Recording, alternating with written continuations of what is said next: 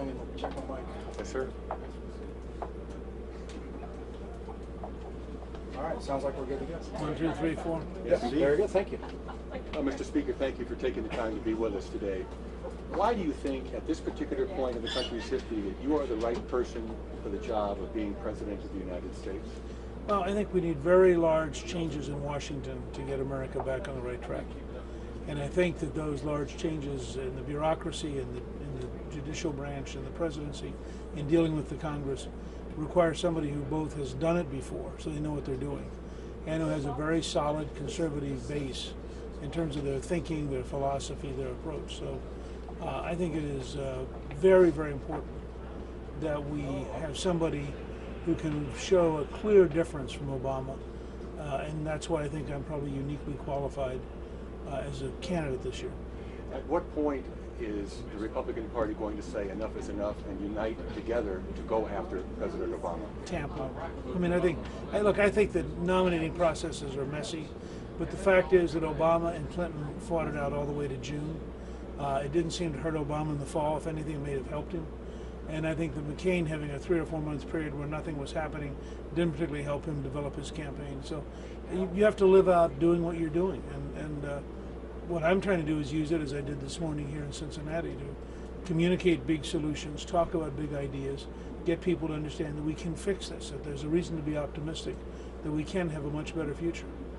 Mr. Obama's campaign, self-proclaimed campaign, he will be the warrior of the middle class. He made that declaration here in Cincinnati when he was speaking last summer. Your thoughts on that, number one. Number two, what is your theme? What is your dedication for the going forward? Look, I think he's been the warrior against the middle class. He has presided over the largest rise in gasoline prices in history, which is very painful for the middle class. He has presided over the longest period of unemployment since the Great Depression, which is very painful for the middle class. He has successfully been the most effective food stamp president in history, which undermines the middle class. He imposes values from Washington that are an attack on religious liberty, which is anti-middle class. So I think it's more accurate to say that Obama is the warrior against the middle class. My theme is going to be very simple. We need to unleash the American people to reestablish the American dream. I believe that we were endowed by our Creator with certain unalienable rights. I believe the right to pursue happiness is one of them, and that's why I reject the idea the safety net is adequate. I want to create a springboard so that the poorest people in Cincinnati, the poorest people in Ohio and Kentucky have a genuine chance to get a job, to get a better education, to rise, to go from that basic job to a better job, to someday owning the company and owning the jobs. I think it's a very different approach to how we deal with people. Right now, where we're sitting in Price Hill is one of the hardest hit areas by foreclosure in the city and perhaps in the state of Ohio. Your thoughts on trying to reverse this, help those people in foreclosure get out if the economy has done it to them and not their own foolish spending per se? Look, I think for one thing that we should repeal the Dodd-Frank bill, which has been killing small banks and has been driving down the price of housing. Second, I think that the Congress right now should be holding very aggressive hearings on Fannie Mae and Freddie Mac. They're behaving in a very anti-housing way. They're refusing to let people roll over their mortgages. There are millions of Americans who could have better mortgages at lower cost if only these big companies weren't exploiting them.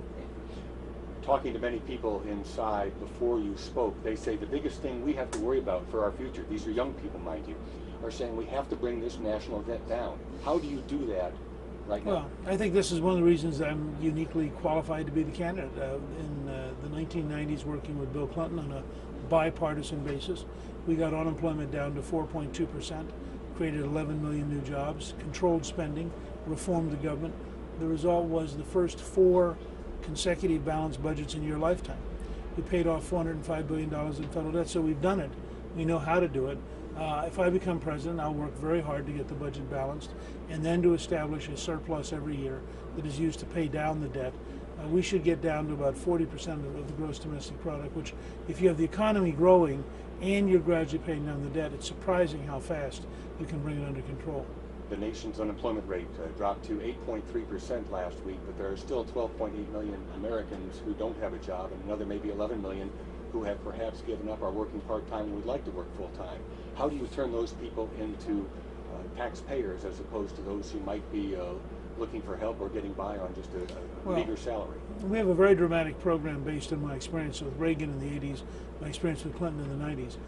We created 16 million new jobs in the 80s. We created 11 million new jobs in the 4 years I was Speaker. Starts with lower taxes, dramatically lower taxes, very significant regulatory reform, and a very aggressive pro-American energy policy. We want to reduce the cost of energy to the American people. We want to produce so much energy that we never again have an American president bow to a Saudi king. And frankly, given the uncertainty of the Middle East, we really need an American energy policy. Ethics, integrity are certainly issues in this question. There have been questions raised about your time as House Speaker, questions with your activities since then. Can you assure the American people you have the integrity and the ethics base that they look for in the White House? You know, both the Wall Street Journal and National Review published articles pointing out that the attacks on me about the ethics investigation are totally false. I was smeared by the Democrats. They were really mad at me because I engineered their first defeat in 40 years and their first re-election defeat since 1928. So they attacked me. There were 84 charges. They were ultimately all knocked out.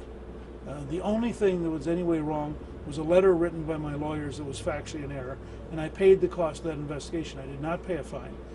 Ultimately, a federal judge, the Internal Revenue Service, and the Federal Election Commission all came in and said I was totally exonerated. So I think, unfortunately, some of these ads are just factually false, and I think my record actually is pretty good for somebody who had defeated the Democrats for the first time in 40 years and made them really mad.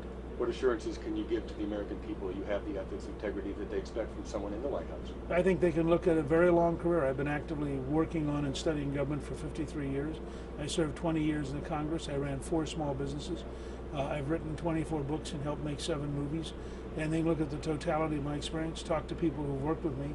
I think they'll find that we have, in fact, a great deal of integrity, but also the courage to take on the kind of attacks I've had, continue to move forward, continue to develop better ideas, and continue to fight for hard-working, tax-paying Americans.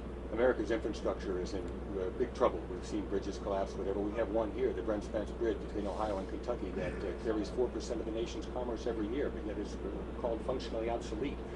How do we get the transportation appropriation bill? How do we get projects like this moving forward? Where's the money going to come from? Well, if we liberate the energy industry in the United States between coal, oil, gas, nuclear, solar, wind, biofuels, we have more energy than any other country in the world. If you had a government that favored American energy, you'd probably generate $500 billion a year here at home. That would pay a huge amount of royalties to the federal government. I would take 2/3 of those royalties and use them to pay down the deficit. I would take 1/3 of that royalty and put it into a fund for infrastructure. We have to modernize our infrastructure if we're going to compete with Japan and Germany and India and China. Some economists would say that there's a gap that's growing between the haves and the have-nots, the middle class disappearing. How do you bring those two together? How do you make prosperity for the middle class and for the people whose fates are not as strong as perhaps those in the upper 1%, if you will? Well, I think it's very important. That's why I emphasize that the Declaration of Independence says that we are all endowed with the right to pursue happiness. It's universal. Everybody has that right. It's why I want to turn the safety net into a springboard. I want everybody to be working, everybody to be competing. Some of the keys to that, I think, are having a personal Social Security savings account so that the next generation can actually take their share of the Social Security tax, put it into a savings account that will build up over their whole lifetime. One estimate is that would reduce wealth inequality in the U.S. by 50% because everybody would become a saver and an investor. Everybody would have an estate. It would dramatically changes things. Second, we have an optional 15% flat tax. 1 page. Here's how much I earned. Here's how many dependents. Here's 15%. That would have a tremendous positive impact on balancing things out for working Americans. Last question. Has America lost its will to be a superpower economically, militarily around the world, to be the global leader? I think liberal elites have not lost their will. They don't want to do it. The liberal elites are anti-American dominance. They're anti-American power. They're anti-American leadership. And they have been for a very long time, unfortunately. the rest of the country, the other 85% of the country, absolutely wants us to be the leading country in the world, absolutely wants us to be the most prosperous country in the world, and absolutely wants us to have the right kind of national security to be safe. So part of this campaign is to separate the liberal elites who are profoundly wrong from the rest of us, and bring together everybody of every background who agrees that we should be the strongest and safest country in the world. How do you overtake Mr. Romney? Oh, I think if you watch, he's losing steam. Everywhere that he's been winning, the vote turnout is down.